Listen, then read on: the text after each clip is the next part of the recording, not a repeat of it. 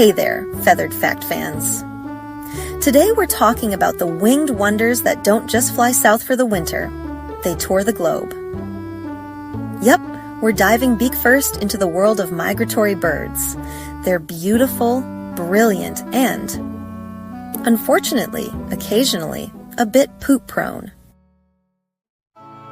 Every year, billions of birds take epic journeys, some flying thousands of miles between breeding and wintering grounds. It's like if you flew from New York to Peru without snacks, bathrooms, or in-flight movies. Now that's commitment. And speaking of commitment, let's give a round of applause for World Migratory Bird Day. Aw, thanks, sea lion. Celebrated twice a year, in May and October in case you missed it. Why twice? Because migration doesn't follow human calendars, and birds obviously have places to be. It's a perfect time to raise awareness of the threats birds face across borders and celebrate how connected our world really is through the skies. Now let's talk a little bit about their diet. To put it bluntly, birds love bugs. To eat, that is. That's right. Migratory birds rely on insects for fuel during their travels, especially during the breeding season. No bugs equals no birds equals no joy. And you might be wondering, besides being nature's frequent flyers, why should we care? Well, migratory birds play huge roles in ecosystems.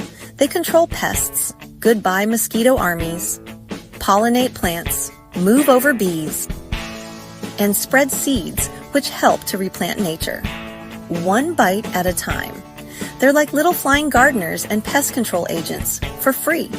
Some cities even plan their green spaces around bird migration paths. These birds aren't just visiting.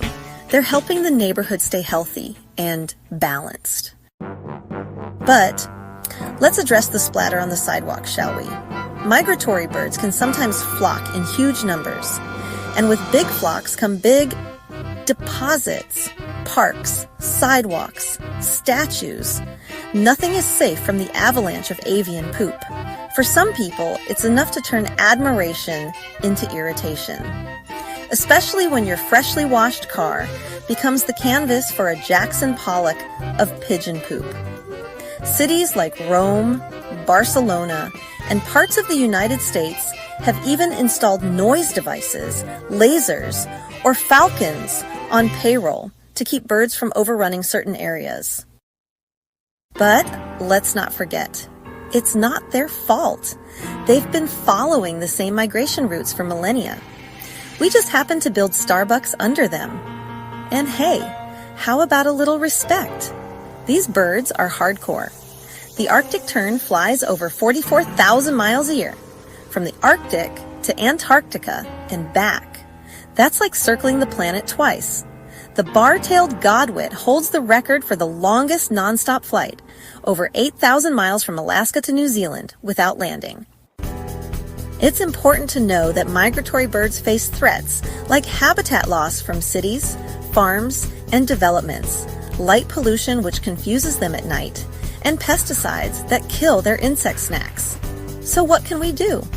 We can help by turning off unnecessary lights during migration seasons, planting native shrubs and trees, avoiding pesticides, and supporting eco-friendly spaces. And yes, be patient with their digestive expressions. Maybe keep a bird-safe umbrella handy. So next time you see a flock overhead, give a little wave and maybe duck for cover.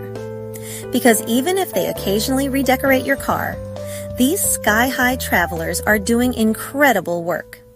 Thanks for watching.